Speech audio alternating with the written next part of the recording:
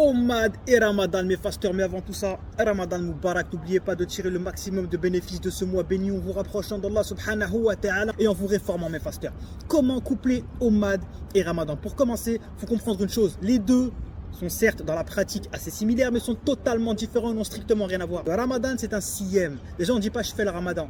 Et quand on dit je fais le Ramadan, c'est comme si tu dis je fais le janvier ou je fais le décembre. D'accord? Ramadan, c'est un mois. On dit qu'on pratique le siyam. Le siyam, c'est des jeûnes religieux, des jeûnes pour Allah subhanahu wa ta'ala, qui est une ibada, c'est un acte d'adoration. Et comme toutes les ibadas, comme tous les actes d'adoration, les actes ne valent que par leurs intentions. C'est ce qu'on appelle la niya. Donc n'oubliez pas de mettre l'intention de jeûner pour Allah subhanahu wa ta'ala. Et c'est là la plus grande différence avec l'Omad. L'Omad est un simple jeûne mondain que vous faites pour votre santé, pour optimiser votre lifestyle, alors que le Ramadan, le siyam du mois de Ramadan, est un jeûne pour Allah subhanahu wa ta'ala. Le plus facile, c'est de ne pas manger, de ne pas boire. Il faut se réformer et travailler sur soi-même. D'ailleurs, sachez que vous n'êtes pas obligé d'attendre le mois béni de Ramadan pour pratiquer le siyam. Toute l'année, vous pouvez faire des siyams surérogatoires, donc des jeûnes pour Allah subhanahu wa ta'ala, de manière surérogatoire, tels que par exemple le jeûne de lundi et jeudi, qui est une sunna, comme le pratiquait notre prophète Mohammed sallallahu alayhi wa sallam, ou bien le jeûne de Daoud alayhi salam, qui a jeûné toute sa vie un jour sur deux. Vous pouvez jeûner aussi quasiment tout le mois de Sha'ban, qui est le mois précédent le mois de Ramadan. D'accord, le prophète Mohammed sallallahu alayhi wa sallam n'a jamais autant jeûné après le mois de Ramadan que le mois de Sha'ban. Il faut simplement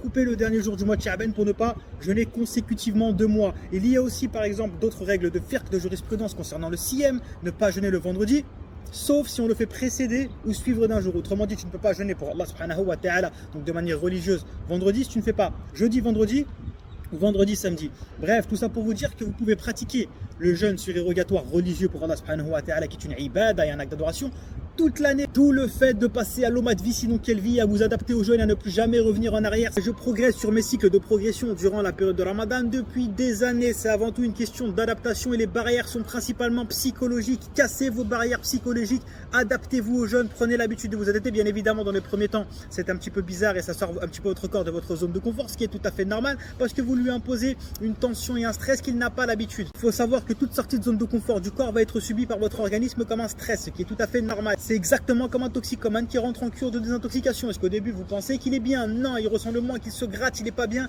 Et après la pluie, le beau temps, vous êtes tous food addicts. On est tous food addicts. Le seul moyen de se sevrer de cette addiction à la nourriture, c'est de jeûner afin que ton corps force la cétose. Lorsque tu jeûnes, ton corps va forcer la cétose, il va forcer la kétosis. Tes ajustements hormonaux vont se faire et vont s'auto-réguler. C'est pour ça que tu te sens mal les quelques premiers jours de jeûne. Mais après, c'est la meilleure des vies, des bénéfices énergétiques et santé que tu n'auras jamais connus auparavant. Omad vie, sinon quelle vie. Et profitez de ce mois béni pour vous adapter à l'omad vie, sinon quelle vie, à la réduction de la fréquence alimentaire et ne plus jamais revenir en arrière. Vous sentez après 1 ou 2 ou 3 jours de Ramadan, ah bah bizarrement j'ai plus faim, j'ai plus soif. Bien sûr que oui, votre corps a enfin fait les réajustements hormonaux nécessaires à votre bon fonctionnement. Ne le redéréglez pas après le Ramadan. Quoi manger durant le Ramadan?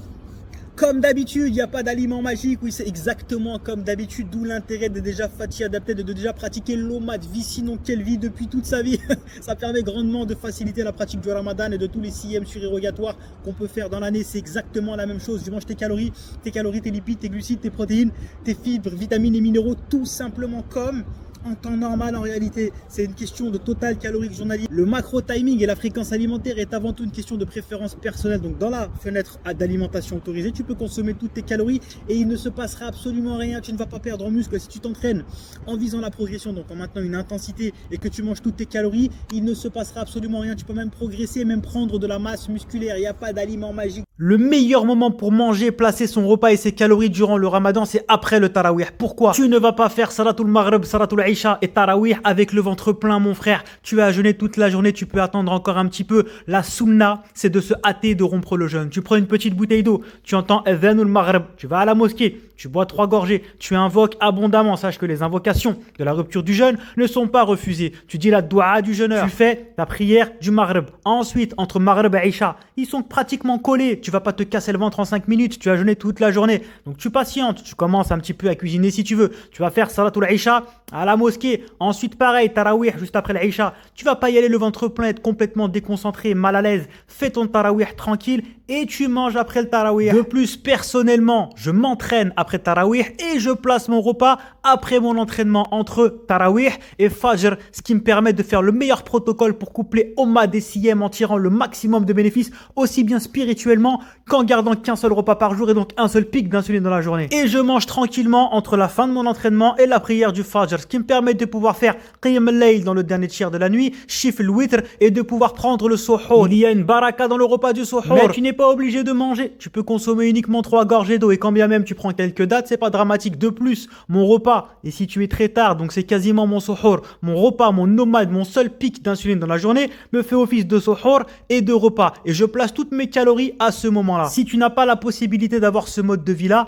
tu peux placer ton entraînement dans la journée, c'est qu'une question d'habitude. Va regarder la partie 2 sur Omad, entraînement et Ramadan et tu peux manger directement après le Tarawih et aller te coucher jusqu'au Fajr et faire une petite sieste dans la journée si tu peux. Ou si vraiment tu dois faire 2 prises alimentaires, entre Isha et Tarawih, mange un repas très léger, une petite collation, un petit smoothie très calorique et après le Tarawih, tu termines tes calories et tu vas vite te coucher jusqu'au Fajr.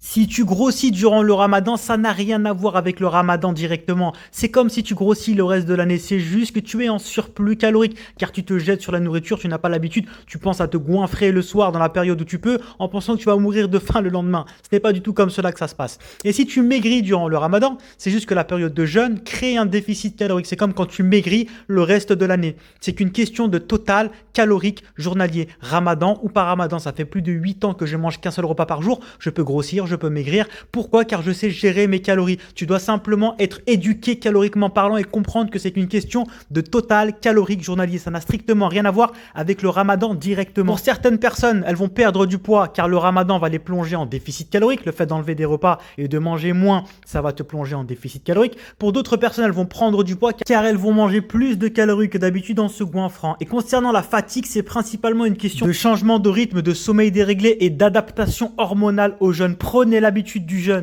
Il y a une baraka dans le repas du Suhoor. Qu'est-ce que le repas du Suhoor? C'est le repas qui se prend juste avant le Fajr. Donc vous allez me dire, mais Fasti, c'est pas de l'Omad. Que dit le hadith authentique de Mohammed sallallahu alayhi wa sallam? Et prenez le Suhoor, ne serait-ce qu'avec une gorgée d'eau. C'est littéralement incomparable avec les petits déjeuners tels qu'on les conçoit à nos jours actuels. Ça n'a strictement rien à voir avec ton bol de céréales Kellogg's ou ton bol de flocons d'avoine cacao Van Houten. Comprenez une chose, tous les hadiths et tout ce qui a été rapporté au vu de l'alimentation va dans le même sens, de la réduction de la fréquence alimentaire. Manger 1 fois par jour, c'est la manière de manger des véridiques. 2 fois par jour, c'est la manière de manger des croyants. 3 fois au plus, dit à sa femme qu'elle lui installe à mangeoire. Si tu ne sais pas comment t'alimenter, achète ma formation nutrition sur fastlyfood.com. Prends la formation nutrition, fais seulement 85 €, 1h45 de formation vidéo.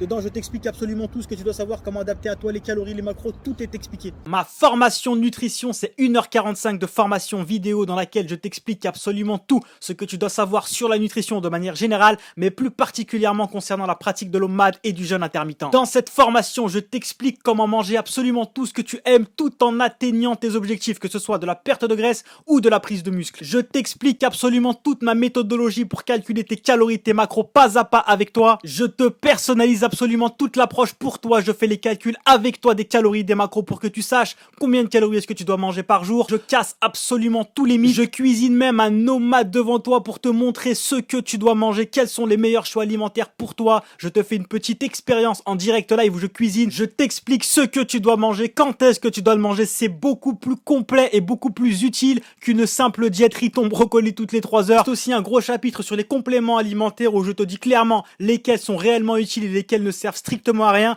pour que tu puisses faire des économies. Autre point extrêmement important, je t'explique aussi tout le côté mindset, le côté état d'esprit, l'approche, le rapport que tu dois avoir avec la nourriture et l'approche alimentaire pour éviter que tu tombes dans les TCA qui sont les troubles du comportement alimentaire. Après avoir visionné cette formation, tu seras formé à vie sur la nutrition et tu sauras absolument tout ce que tu dois savoir pour gérer ton poids de la manière la plus optimale possible toute ta vie.